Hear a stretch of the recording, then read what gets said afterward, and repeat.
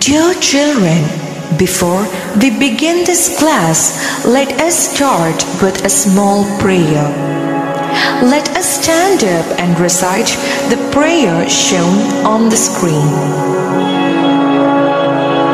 We thank you, Lord Almighty, for having brought us together in this catechism class to study and pray and also to know and understand the divine revelations that God has prepared for us. We submit ourselves before the fellowship of the Most Holy Trinity. We pray along with the psalmist, "It is you who light my lamp, the Lord, my God, lights up my darkness."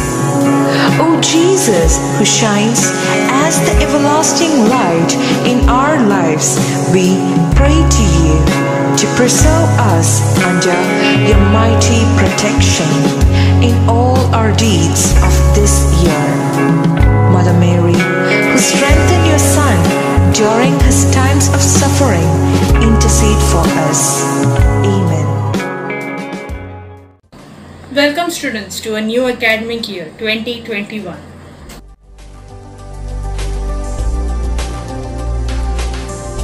I'm here to take online classes for catechism students of standard 8 through this virtual classroom. Frankly speaking, this virtual classroom is totally a new concept for almost all of us, including me. Let us therefore seek the blessing of the Almighty before we begin with it. Before we begin with it, let me put some set of instructions before you. Please subscribe this YouTube channel to get notified for the latest updates of online catechism teachings. Second, plug in earphone for better listening and learning. Third, follow the instructions of the teacher, such as for praying before and after the class, to do the class activities, homeworks, class tests, etc. 4. Your class activities and homeworks could be submitted to your respective catechism teachers of your parish. 5th. In case of any queries or doubts related to the chapter, you may mention it in the comment section of this YouTube channel.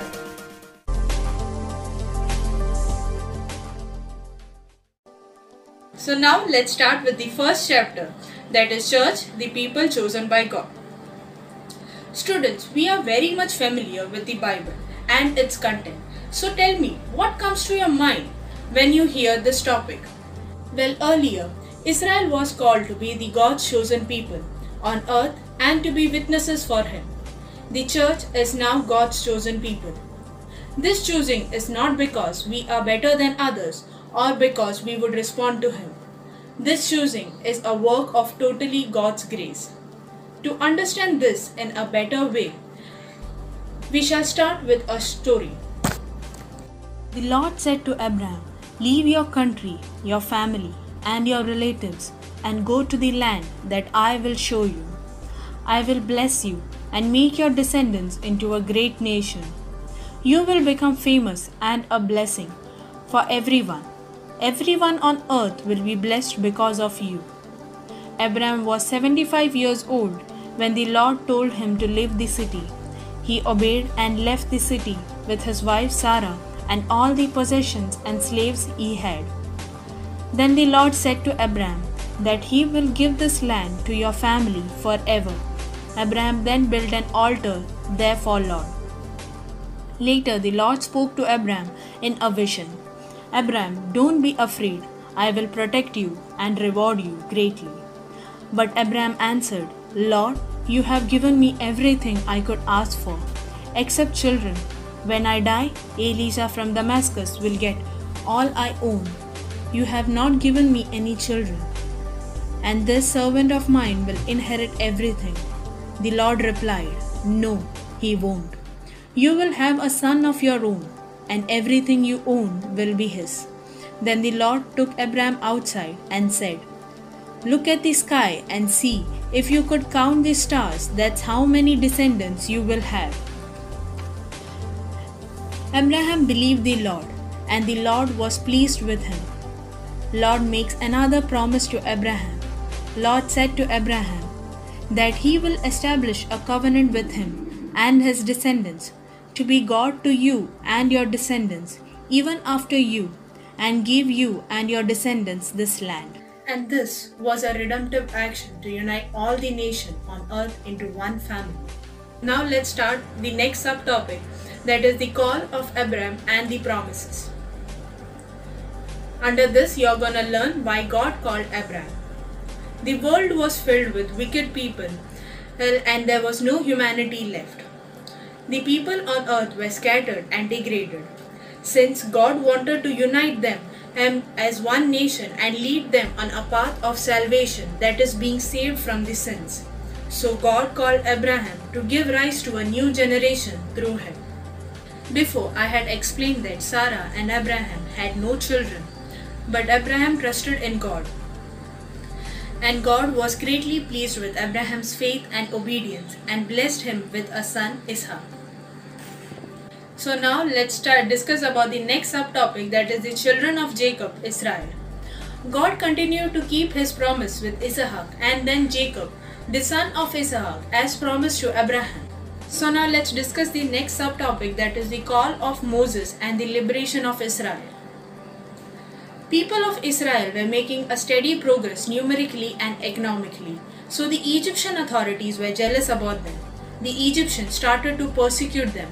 They started treating them like slaves. Then God called Moses, one of the greatest prophets in the Old Testament, and he serves as a go-between the God and the other humans. So now, then God called Moses to liberate the people of Israel from Egyptian authorities and to make them God's own people once again. So now let's discuss the next subtopic, that is God's people being formed. God liberated Israel from the slavery in Egypt. The Israelites traveled day and night through the deserts. During the day, they were led by the pillar of cloud, and in the night, pillar of fire. This way, none of them could lose their way under the leadership of Moses. 3 months after crossing the desert, when they reached near Mount Sinai, Moses climbed up the mountain, and God spoke to him. "You have seen how I brought you out of Egypt. Tell the Israelites, if you obey me out of all the nation, I will make you my treasured people, a kingdom of priests and a holy nation." Moses climbed back down the mountain to tell the leaders of the people and elders what God had promised. Together they responded, "They will do everything that Lord has said." God gives his law to Moses. God makes a covenant with the nation of Israel and the generations to come, because he rescued them from Egypt, Israel to observe his rules. Through this, Israel becomes God's own people. So now let's discuss the next subtopic, that is a new covenant and a new people of God. Israelites failed to keep their promises made to God. They were unfaithful and started worshipping idols and other gods. God was very angry with their sins and planned to destroy them. But Moses prayed for them, and God listened to his prayer and did not destroy them. God loved everyone in the world so much that he gave his only son, so that whoever believes in Jesus will not be punished for his sins, but will live with God forever. Because of our sins, we are guilty and deserve to die. God should be angry with us, but he poured out his anger on Jesus instead on us. When Jesus died on cross, he received our punishment. Jesus never sinned, but he chose to be punished and die as a perfect sacrifice to take away our sins and the sins of every person in the world. So now let's move on to the last subtopic, that is church, the chosen people of God. The church is the assembly of chosen people of God, gathered together by God himself for the completion of his salvific work. St. Augustine quotes that a man cannot have salvation except in the Catholic Church. Outside the Catholic Church, he can have everything except salvation. He can have honor. He can have sacraments. He can sing Alleluia. He can answer Amen. He can possess the gospel. He can have and preach faith in the name of the Father and of the Son and of the Holy Ghost, but never except in the Catholic Church he will be able to find salvation. Our fathers were put to test to prove their love for God. Father Abraham was tested and became friend of God. After many trials and tribulation, the same was Job, Moses, Isaac, and all they met God's favor. Just as our forefathers, like Abraham, Moses, responded to God's call through their faith and obedience, we, being the children of church, also must respond to this call. Our duty as Catholics is to know the truth and stand firm in our faith. Father John Harden quotes that our duty as Catholics is to know the truth, to live the truth, to defend the truth, to share the truth with others, and to suffer for the truth.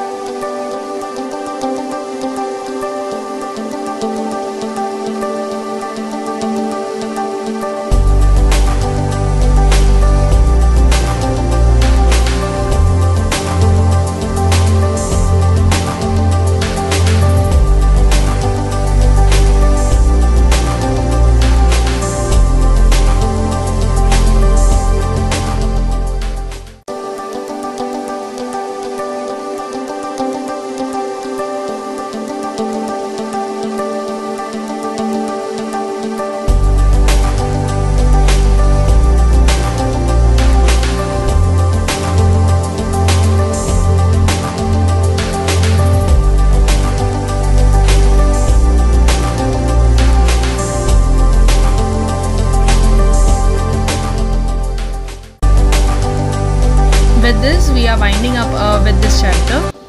Now let's move to the question answers. These questions will be a part of your homework. I will read out to you the questions one by one. First question, how did Abraham respond to God's call? Second question, why did God call Moses? Third question, what do we mean when we call the people of Israel Kahal or Ecclesia? Fourth question, write 2 verses from the Bible that indicate we the Christians are God's own people.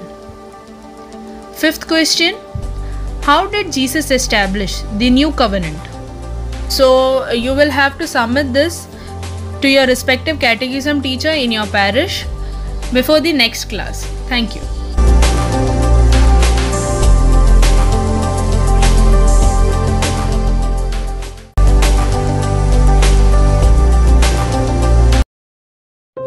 Let us end the class by thanking God for giving us this wonderful opportunity.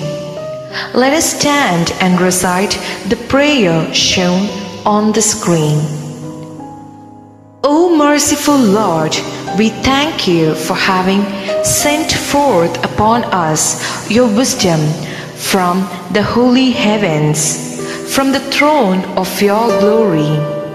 Thank you for having chosen us to be the shining lamps of the world by illuminating darkness and spreading light. O Jesus, you said, "It is not the will of my heavenly Father that one of these little ones should be lost."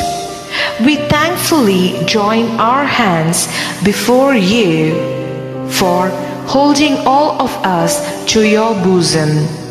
Following the example of Mother Mary, who readily accepted to be the handmaid of the Lord, we too pray that we may be strengthened to do God's will in every walk of our life. Amen.